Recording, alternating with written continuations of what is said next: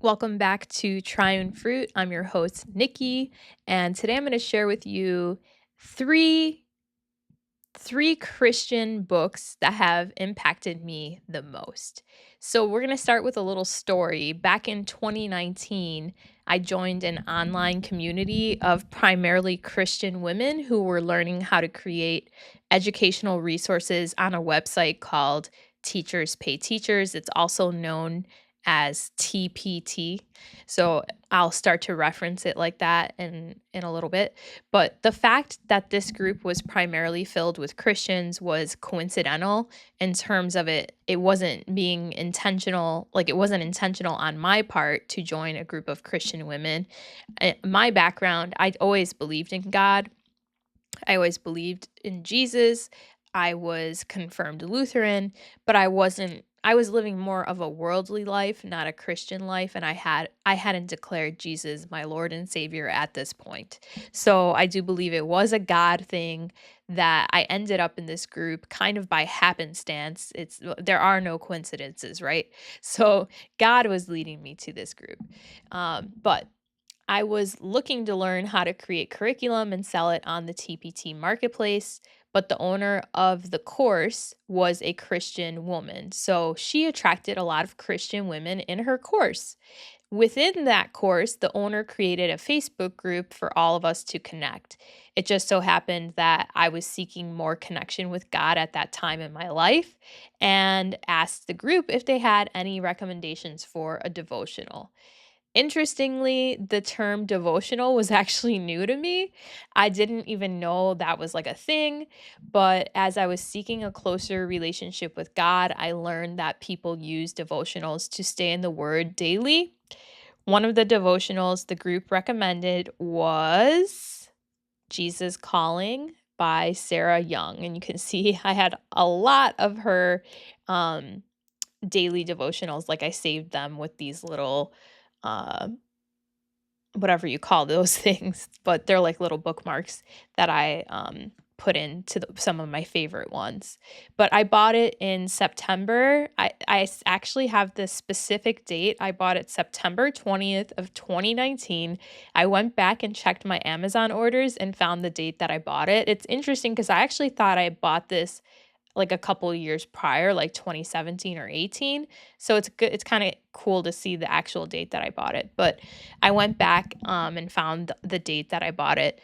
And this devotional impacted me so much that I bought it for three other people within the first month. I bought it for a friend and shipped it to her.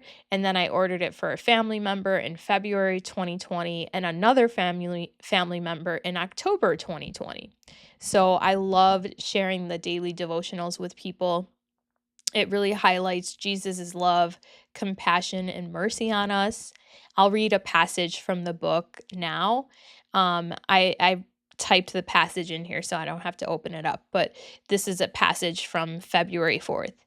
Bring me your weakness and receive my peace. Accept yourself and your circumstances just as they are, remembering that I am sovereign over everything. Do not wear yourself out with analyzing and planning. Instead, let thankfulness and trust be your guides through this day. They will keep you close to me. As you live in the radiance of my presence, my peace shines upon you. You will cease to notice how weak or strong you feel because you will be focusing on me. The best way to get through this day is step by step with me. Continue this intimate journey, trusting that the path you are following is headed for heaven.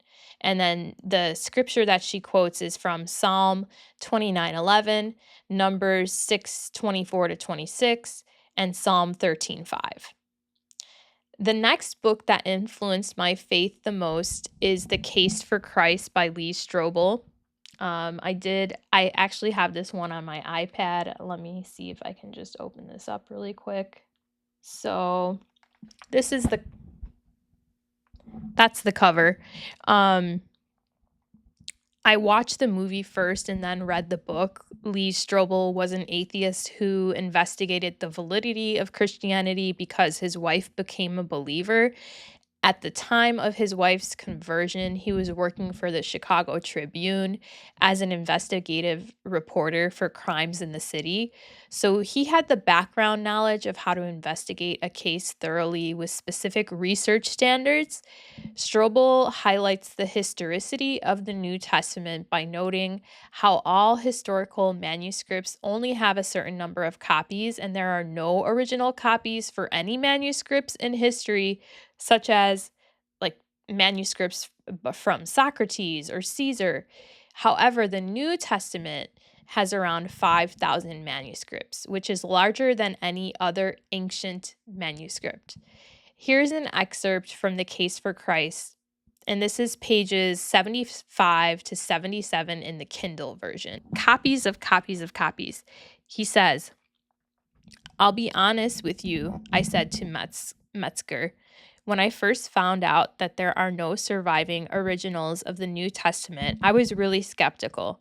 I thought, if all we have are copies of copies of copies, how can I have any confidence that the New Testament we have today bears any resemblance whatsoever to what was originally written? How do you respond to that?" This isn't an issue that's unique to the Bible. It's a question we can ask of other documents that have come down to us from antiquity, he replied. But what the New Testament has in its favor, especially when compared with other ancient writings, is the unprecedented multiplicity of copies that have survived. Why is that important? I asked. Well, the more often you have copies that agree with each other, especially if they emerge from different geographical areas, the more you can cross check them to figure out what the original document was like.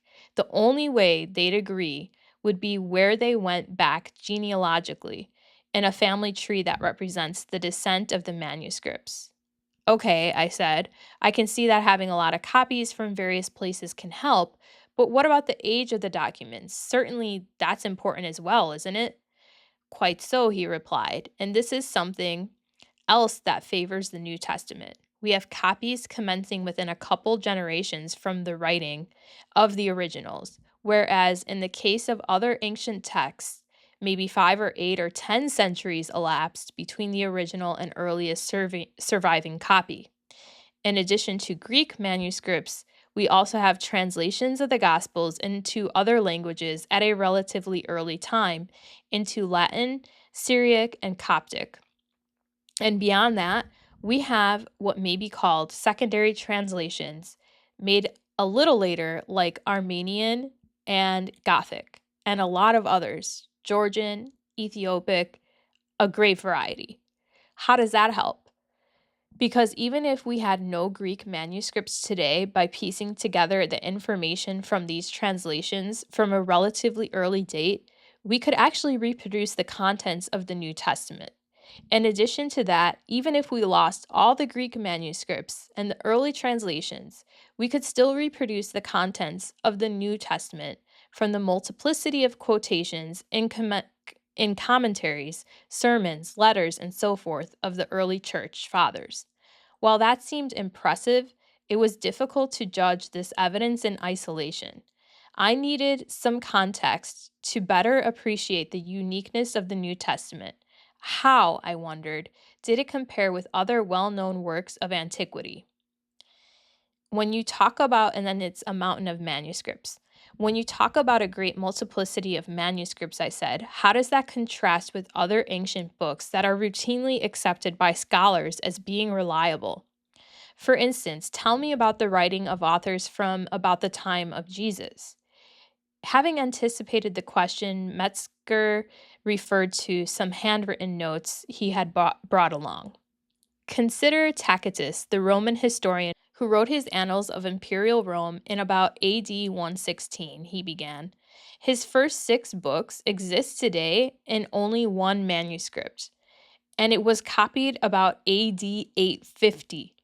Books 11 through 16 are in another manuscript dating from the 11th century. Books 7 through 10 are lost. So there's a long gap between the time that Tacitus sought his information and wrote it down and the only existing copies. With regard to the first century historian Josephus, we have 9 Greek manuscripts of his work the Jewish War. And these copies were written in the 10th, 11th, and 12th centuries. There is a Latin translation from the 4th century and a medieval Russian materials from the 11th or 12th century.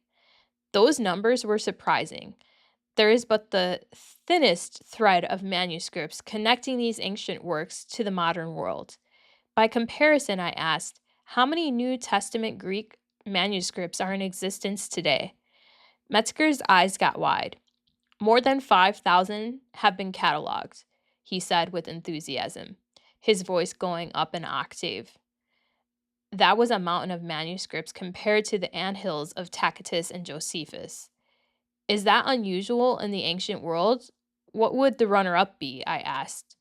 The quantity of New Testament material is almost embarrassing in comparison with other works of antiquity, he said. Next to the New Testament, the greatest amount of manuscript testimony is of Homer's Iliad, which was the Bible of the ancient Greeks.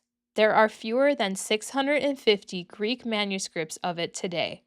Some are quite fragmentary. They come down to us from the 2nd and 3rd century AD and following.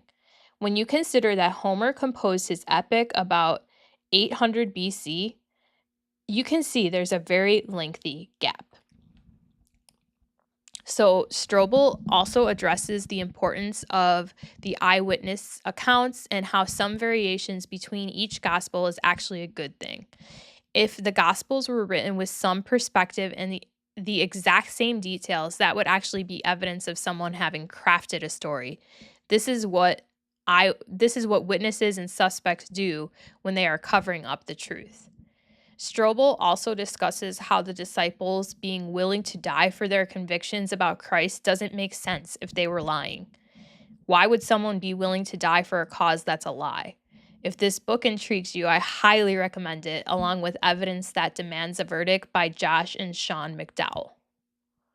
The final book that brought so many pieces of the Bible together for me was The Seamless Bible Study by Angie Smith. And this one actually has a sequel, and I did this one too, and I highly recommend it as well. It's matchless, but I'm going to talk more about the Seamless Study. So in the Seamless Bible Study, she covers important stories from the Old Testament to the New Testament and how the Bible is one seamless story that all points to Jesus. This study highlights biblical prophecies and Christian typology that I never knew about, even though I had read the Bible on my own. She really zeroes in on the Garden of Eden, God's covenant with Abraham, Jacob and the 12 tribes, Joseph's life, and how God's providence is behind everything. Then she teaches about Exodus, Moses, the Promised Land, Joshua and Caleb, the kings, prophets, David, the Messiah, Jesus, and Paul's letters and Revelation. Smith does a great job of demonstrating how the Bible is one seamless story within 6 weeks of study, and there's 7 sessions to discuss each week. I did the Bible study in 2022 and got saved in 2023. God's timing is perfect. He led me to the right people at the right time and exposed me to the right books exactly when I needed them. So if you'd like to do the Seamless Bible study, I'd be happy to do it with you. I'm going to leave a link to join my waitlist if you want to do it with somebody or bring a group. Right now I'm actually doing it again with another group. I just started it on Facebook. I basically posted in the Girls Gone Bible group. That's a podcast that I follow if you're not familiar with them. So they have a Facebook group on from Girls Gone Bible. So I posted in their Facebook group that I was doing this study, and one person joined from that. She saw another person from a different Facebook group, another Christian group that was interested in doing a study. So she joined as well. And then I also posted it on my personal feed and had an acquaintance join the Bible study as well. So there's 3 of us doing it right now. And I'm filming this in September of 2025, and there's a lot of talk about the rapture going to happen on the Feast of Trumpets. So we'll see if we're still here after the 23rd. But if we are still here, I would love to do this study with anyone who would like to learn more about Jesus or just learn about the Bible. It's great for anybody, really. If you're already familiar with the Bible, it's a great refresher. If you're new to the Bible, it's a great way of breaking it down and something to start with to understand it. I do believe it's made for people who are newer to the Bible, but again, I had read the Bible myself on my own before doing this Bible study. So I knew a lot of the stories and I was familiar with just the layout of the Bible and the basics of the Bible, but this just really brought everything together for me. And when I had read the Bible on my own, I just, there was a lot of things that I didn't understand. And so this really brought it together for me. So, again, if you're interested in finding out when the next session is, just click the link in the comments or the description to join my email list to find out when the next session starts. And that brings us to the end of this video. Comment below if any of these books resonated with you, and also share something, like maybe you have a different book, a different Christian book that resonates with you and you want to share it with others.